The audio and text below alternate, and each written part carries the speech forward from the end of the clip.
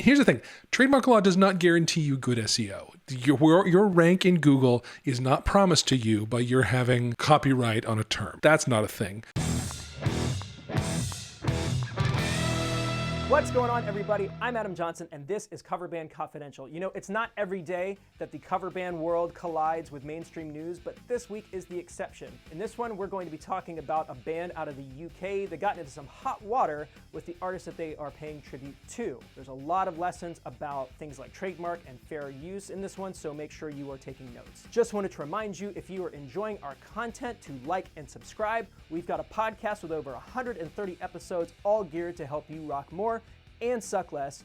And with that out of the way, let's get into it. So let's get in some news. All right, so here's an interesting thing that happened, and it hit the news. I saw it on loudwire.com. It appears that the band Pearl Jam, the actual band, has sent a cease and desist to a tribute band called Pearl Jam, with 2 M's, and asking that they destroy merchandise and that they hand over email addresses and web domains, and that they essentially stop using the name Pearl Jam with 2 M's. And it just seemed relevant because, we talk a lot about branding. We talk a lot about sort of how all of that stuff works. And to think that as a cover artist or a tribute artist, the original artist could come and assert claims over your IP is, it's an interesting thing. Well, sure. I feel like this one is a bit of a unique situation. For sure it is. I definitely have some thoughts around it. It does bring up an important discussion around branding. Yes. And, if we're getting into the legalese of it, trademarks and what is and isn't enforceable. Yep. And what is beneficial to the original band's brand and what isn't. That's right. So, in this particular case, I feel like the tribute band's in the wrong. Me too. And I feel like Pearl Jam with 1 M, I feel like they had no choice but to do this. A term you hear around trademarks is this term defending the trademark. And essentially what that means is you have to take action if someone's IP out there starts to infringe on your trademark. And if you don't, what it means is you've abandoned the trademark and it's essentially gone and indefensible.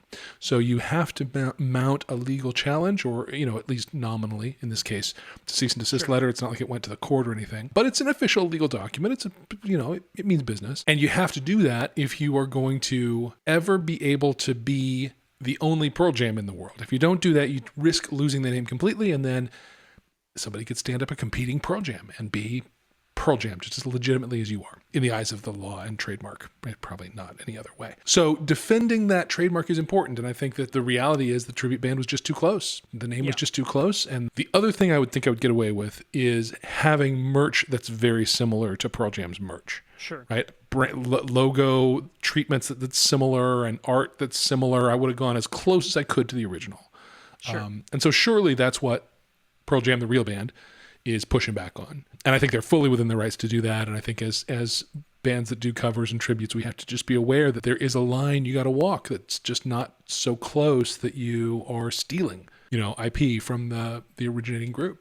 And on one side, there's a bit of what people would consider bad press on the side of the larger artist. Yeah. But there's just too much. There's too much there. Ignoring it was not an option. Right. It was not beneficial. Right. They were selling merchandise with the Stickman logo. They were using the same font. They were doing as much as they could to look as close as they could. Yeah.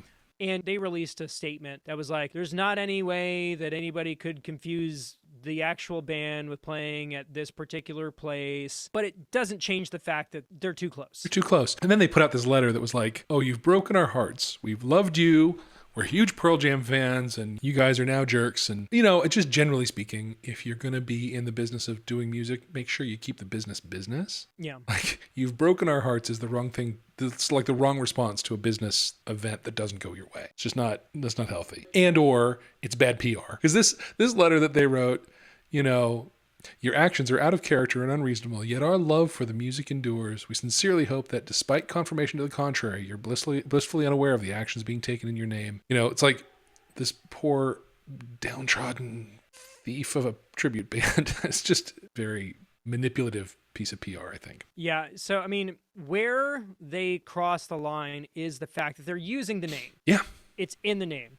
Apparently, they had done this before. There was another group called Pearl Jam. So again, using the same two words, Too just close. slightly changed. It's too close. Is just too close. Yep. Now, here's a contrast. In the Atlanta market, there is a Pearl Jam tribute called Jeremy's 10. Yep. And, they're a fantastic tribute, and they do really well, and they play out quite a bit when there's shows to be had. What did you find about Jeremy's 10, man? Jeremy's 10 is one of Pearl Jam's biggest hits. Well, Jeremy being the song, and then 10 being the album that it was on. Right. Sorry. Yeah, exactly. Yeah.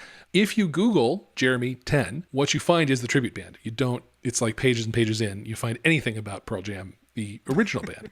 And so, they've clearly done a good enough job of branding and SEO and all of that stuff to completely dominate that as a search term. Here's the thing. Trademark law does not guarantee you good SEO. Your rank in Google is not promised to you by your having copyright on a term. All right. So That's not a thing. I'm fully in support of Jeremy's 10, having, named it what they have and done the clearly amazing marketing and branding work to get that kind of Google positioning. And the fact that they have not received a cease and desist, I think, says the whole thing about that. Yeah, I think the takeaway here isn't necessarily don't be a Pearl Jam tribute band. It's if you're going to do a tribute, make sure that you do the due diligence to make sure that you're not infringing on anything in particular. Yeah. Because I guarantee you that any other major group that would be worth tributing, if you used their name in any way other than putting in parentheses a blank tribute, they're probably going to come after you. Yeah. Just off the top of my head, if you were a Def Leppard tribute band and you named yourself Def Leppard, spelled DEAFLEOPARD, like it's actually supposed to be spelled, you wouldn't last very long. Yeah, Leo you Leonard quick. Skinner, LEONARD SKIN. That's not going to go well. Plus, it's not clever. I mean, part of the thing with a tribute band is your name needs to be some reference that's like there's like a grand tradition to uphold here of clever, punny, referencey tribute band names. That if you're just respelling the original name, that's just not. It doesn't get it. I don't think it necessarily has to be clever. I think it just needs to be familiar and easily associated. Fair. I think to people who love the original band, it needs to trigger some nostalgia about that. Right. In a way that's song of the artist. Yeah. In a way one of that's their kind of iconic smart. albums. Probably kind of smart. There are some that are kind of good puns. Or One that jumps out at me is that there's a Neil Diamond tribute called the Hot August Nights. okay. So he had an album called Hot August Yeah. Nights, but there's a Hot August Knights, See? like they are nights. Nice. It's nice. And they all dress like Neil Yeah, Diamond. And it's nice. That's the deal. That's the joke. But like in my market, all the tribute bands are typically using album names, song names. Sure. I'll shout out Eric Hogan because he's a phenomenal tribute artist. He's got two tributes, one called Nevermind, which is a Nirvana tribute, Perfect. and then he's also doing a Chris Cornell tribute called Black Hole Sun, spelled S-O-N. So it's kind of like... Child of the original. So moral of the story is work on your branding, but don't steal branding from other people. Yeah. And the cool thing is that if you do it right, then you can sell merch that is similar to them as a parody, Yeah. and not deal with trademark issues, because you can be like, this is clearly a parody of the original. That's legally protected. It's called fair use. You will is. not get in trouble for that. That's how like bands can do like merch that looks like the PlayStation logo or whatever. Yeah, the MTV logo in your case.